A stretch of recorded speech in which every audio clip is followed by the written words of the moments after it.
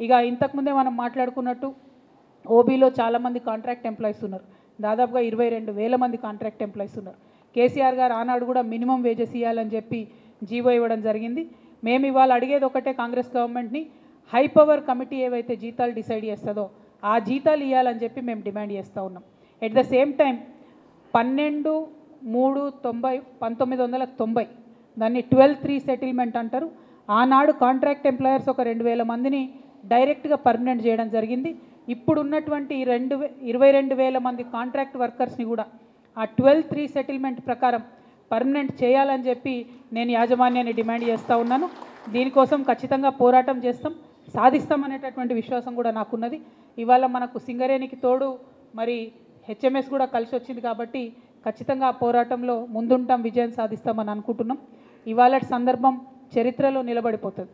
ఎందుకోసం అంటే liberal left సంఘాలన్నీ కూడా కలిసి మరి కార్మికుల కోసం పనిచేయాల్సినటువంటి అవసరం ఇవాళ రాష్ట్రంలో ఏర్పడ్డది. అది కేవలం సింగరేణి కాదు, అనేక రంగాల్లో కూడా కార్మికుల యొక్క హక్కుల్ని హరిస్తూ ఉన్నారు. దానికోసం లిబరల్ లెఫ్ట్ అంతా కూడా దగ్గరికి రావాలి. ఇవాళటి ఈ సింగరేణి జాగృతి హెచ్ఎంఎస్ యొక్క అలయన్స్ ఏదైతే ఉందో, కలయిక ఏదైతే ఉందో, ఇది ఖచ్చితంగా రేపటి నాడు అన్ని లెఫ్ట్ సంఘాలు ఒక తాటి మీదకి రావడానికి ఉపయోగపడతాయని చెప్పి నేను బలంగా నమ్ముతూ ఉన్నాను. మరి సింగరేణిలో అన్ని ఏరియాస్లో కూడా కోఆర్డినేషన్తో పనిచేయాలని చెప్పి సింగరేణి జాగృతి కార్యకర్తలకు, నాయకులకు కూడా చెప్తూ హెచ్ఎంఎస్ నాయకులకు, కార్యకర్తలకు అందరికీ కూడా ఈ సందర్భంగా కృతజ్ఞతలు తెలియజేస్తూ, అట్లా కాంగ్రెస్ వాళ్ళు ప్రతి అంశంలో కూడా విపరీతంగా కరప్షన్ చేస్తున్నారు. అది ఉద్యోగాలు కావచ్చు, అదేవిధంగా మన జైపూర్ పవర్ ప్లాంట్ అని అన్న ఇందాక చెప్పినారు. అది కేసీఆర్ గారు ఉన్నప్పుడు ఒక యూనిట్ కట్టినారు, అప్పుడు నార్మల్ ఉండే కాస్ట్. ఇప్పుడు సడన్గా 1.5 టైమ్స్ పెరిగిపోయింది. దాదాపు 1,500 నుంచి 2,000 కోట్లు సడన్గా రాత్రికి రాత్రే ఎస్టిమేషన్ పెరిగిపోయింది. అదేవిధంగా మొన్న ఎక్స్ప్లోజివ్స్ అంటే దాంట్లో స్కాము, ఇప్పుడు సోలార్ ప్లాంట్లు పెడుతున్నారు దీంట్లో స్కాము. అసలు స్కామ్ లేకుండా మొత్తం కాంగ్రెస్ కంప్లీట్గా సింగరేణిని నిర్వీర్యం చేసేటటువంటి ప్రయత్నం చేస్తుంది. దానికోసమే నేను ఇవాళ ఒక డిమాండ్ చేస్తూ ఉన్నా, రియాజ్ అహ్మద్ సమ్మతిస్తారని అనుకుంటున్నా. ఇప్పటి వరకు సింగరేణి మామూలుగా కోల్ బెల్ట్లో ఏదైనా చిన్న స్కామ్ జరిగితే కూడా సెంట్రల్ విజిలెన్స్ కమిటీ వాళ్ళు, సిబిఐ వాళ్ళు వచ్చి మాట్లాడి చర్యలు తీసుకోవడం జరుగుతుంది. కాబట్టి అక్కడ కరప్షన్ కొద్దిగా మినిమైజ్ అయింది. ఇక్కడ ఏమైపోయిందంటే కంప్లీట్గా పొలిటికల్ కరప్షన్ ఎక్కువైంది.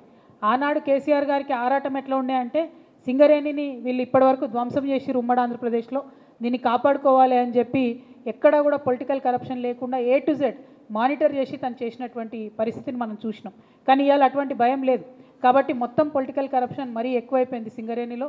దీన్ని కూడా ఖచ్చితంగా central vigilance commission or CBI under వచ్చేటట్టుగా సింగరేణి మారాలి.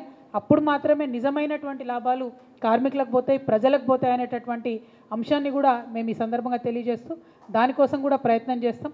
At the same time HMS and Singareni ఈ యొక్క అలయన్స్కును మరి ప్రజలందరికీ, ముఖ్యంగా బొగ్గుగని కార్మికులకు చెప్పడానికి దసరా తర్వాత అక్టోబర్, నవంబర్ మధ్య ప్రాంతంలో ఒక మంచి సింగరేణి యాత్ర కూడా మరి వరుసపెట్టి 11 రోజుల ఎట్లనా అన్నటువంటిది ఖచ్చితంగా సింగరేణి కార్మికులు అన్న చెప్పినట్టు కార్మికులు భయపడుతున్నారు కాబట్టి వారికి భరోసానిచ్చేటటువంటి ఒక యాత్రను చేయాలనేటటువంటి నిర్ణయం తీసుకోవడం జరిగింది. పెద్ద ఎత్తున ప్రతి బాయిని టచ్ చేసేటట్టుగానే ప్రయత్నం చేస్తాం, ప్లాన్ చేస్తాం. ఉట్టిగానే మాట్లాడితే, కరప్షన్ ఎక్స్పోజ్ చేస్తే, ప్రశ్న అడిగితే ఉద్యోగం నుంచి తీసేసేటటువంటి ఒక విచ్చలవిడితనం ఇవాళ సింగరేణిలో జరుగుతూ ఉంది. దాన్ని అడ్డుకట్ట వేస్తాం, కార్మికుడి యొక్క హక్కుల్ని కాపాడుతామని కూడా ఈ సందర్భంగా తెలియజేస్తున్నాం. Thank you. జై తెలంగాణ, జై సింగరేణి, జై హెచ్ఎంఎస్, జై జాగృతి. నేను తెలంగాణ బొగ్గుగని కార్మిక సంఘం ఇప్పటికి కూడా నేను గౌరవ అధ్యక్షురాలుగానే ఉన్నాను.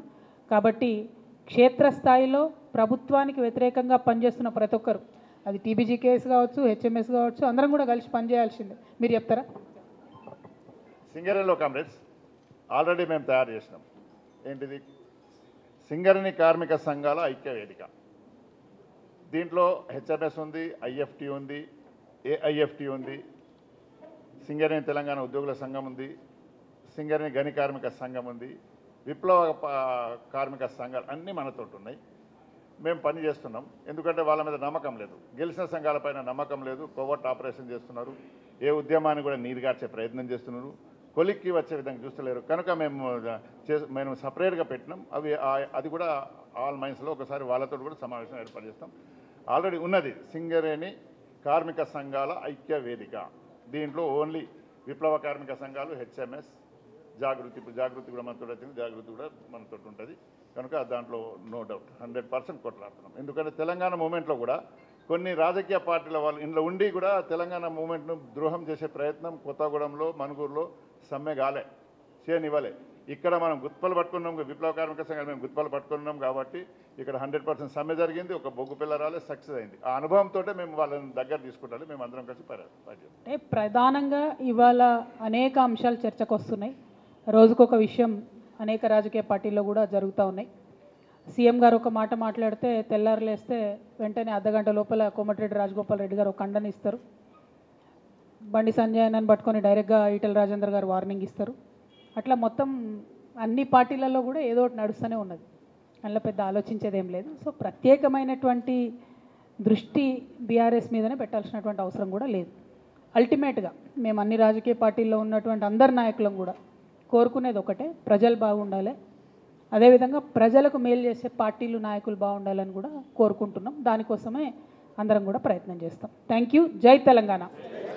ప్రెస్ మిత్రులు వెళ్ళొచ్చు, మన వాళ్ళు కూర్చోండి. మిగతా అన్న ఏం సంగతి సతీష్ భాయ్ చెప్పు, పోనీలేవే పాపం వదిలేసి. అయితే ప్రెస్ మిత్రులు కమిటీ సింగరేణి జాగృతి బ్రదర్, ఇది ఒక అలయన్స్. అలయన్స్ అంటే ఏంటిది?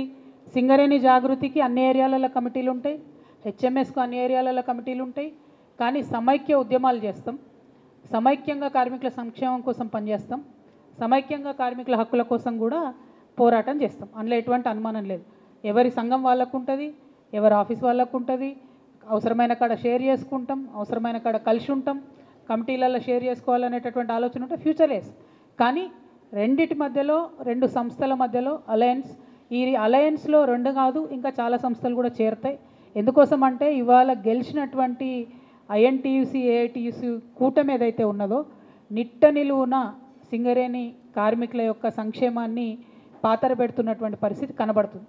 కాబట్టి వారికి ఎదురొడ్డి నిలబడాలి, కొట్లాడాలి, అనేక అంశాలను కూడా కాపాడుకోవాలి. కాబట్టి ఇట్లాంటి అలయన్స్లు కేవలం సింగరేణిలోనే కాదు, మీరు చూస్తారు ఇంకా అసంఘటిత, సంఘటిత కార్మిక రంగాల లోపల కూడా రేపటినాడు ఇంకొక కొత్త పెద్ద అలయన్స్ కూడా అవతరించబోతూ ఉన్నది. దాంట్లో కూడా జాగృతి భాగమవుతుంది. ఇప్పటికే అనేక కార్మిక సంఘాలతో మేము కలిసి పనిచేస్తున్నాం. రాష్ట్ర వ్యాప్తంగా ఇంకొక పెద్ద కార్మిక సంఘాల యొక్క ఫెడరేషన్ ఏర్పడుతుంది, అందులో కూడా జాగృతి భాగస్వామ్యం అవుతుంది. ఢిల్లీలో ముఖ్యమంత్రి గారు మాట్లాడినటువంటి మాటల మీద నిన్న ఈరోజు కూడా బీసీ సంఘాల ఆధ్వర్యంలో మేమందరం కూడా సమావేశం పెట్టుకుంటా ఉన్నాం. మా యునైటెడ్ పూలే ప్రింట్ నాయకులు, కార్యకర్తలు అందరూ కూడా వాళ్ళ ఒపీనియన్ తీసుకుంటున్నారు, ఎట్లా చేద్దాం, ఏం చేద్దామని. రేపు ఒక మీటింగ్ ఉంటుంది, ఆ తర్వాత కార్యాచరణ ప్రకటించడం జరుగుతుంది. నేనేమంటున్నా బ్రదర్ అంటే బీసీల అంశం మళ్ళీ ఒకసారి మాట్లాడతా, ఇవాళ సింగరేణి అంశము కాబట్టి మీడియా సమావేశం అయితే ఇక్కడితో ముగిసింది. మేము మా నాయకులతో కొంచెం మాట్లాడుకుంటాం. Thank you. జై Telangana. Thank you for the cooperation brother. Thank you.